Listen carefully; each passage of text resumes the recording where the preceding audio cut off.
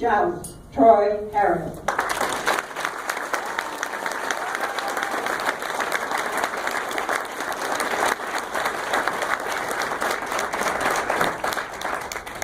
Madam Toastmaster, fellow Toastmasters, honored guests, my wife said to me, tall tales, small tales.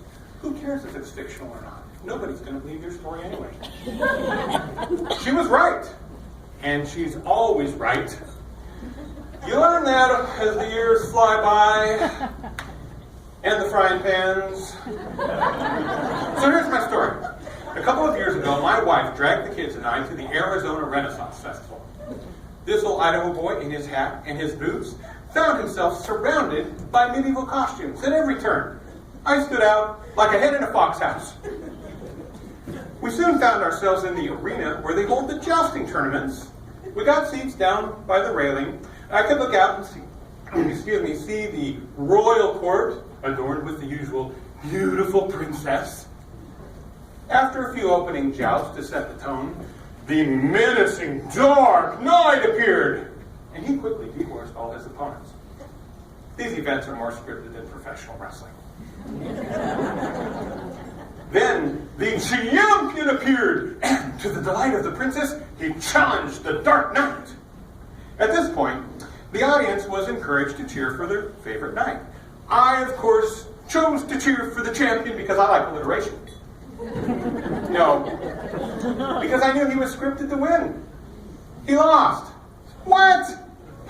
Then the Dark Knight was pacing back and forth, boasting how there was no opponent worthy of his superior skill.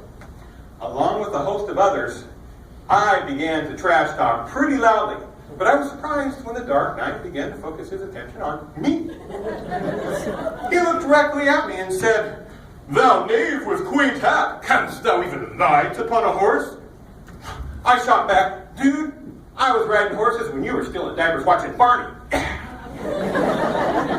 He replied, "If that be a challenge, then make good upon it. Take up thy lance and thy shield. We shall joust."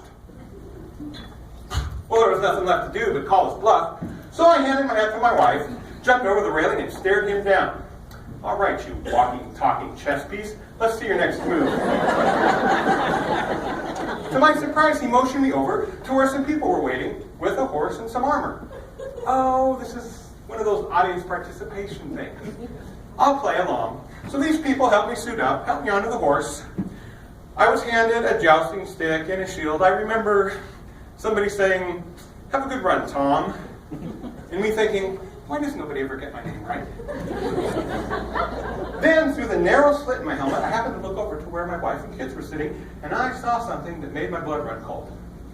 There was a man standing there I hadn't seen before, wearing a cowboy hat similar to mine, with a confused look on his face.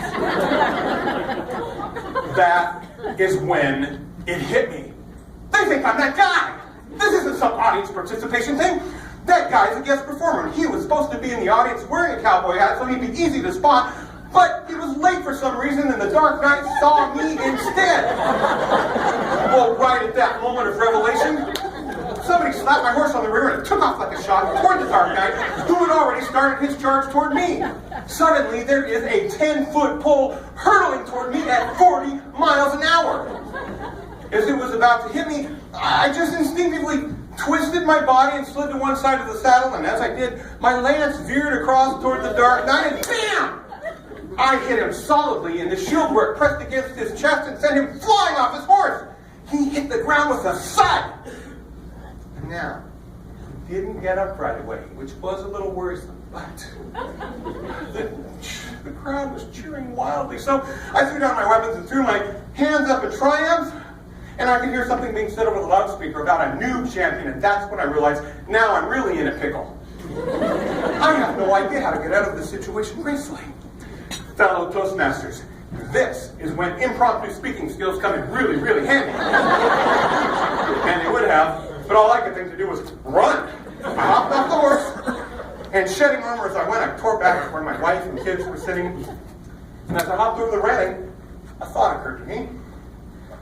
I looked over to where the Dark Knight was just now struggling to his feet, and in my best frontier cowboy voice, I said, Well, partner, I reckon you done found yourself a worthy opponent.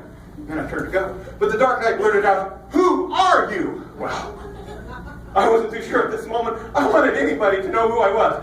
So, recalling a line from a recent movie, I tipped my hat and said, "Name's Rango."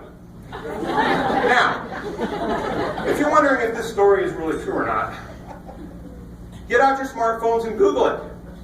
Look for an article named Gotcha. That's what I'll say.